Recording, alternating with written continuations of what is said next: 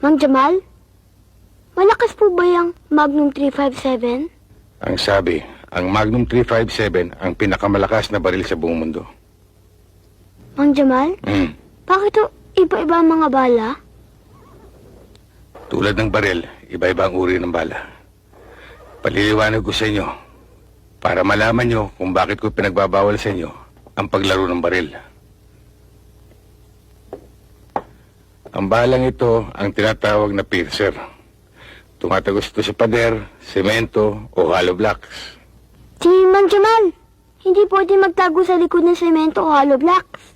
Siyempre naman, tatamaan ka nun. Oo nga no. Ito naman ang tinatawag na stopper. Kapag tinamaan ka nito, sasabog pa sa loob ng katawan mo.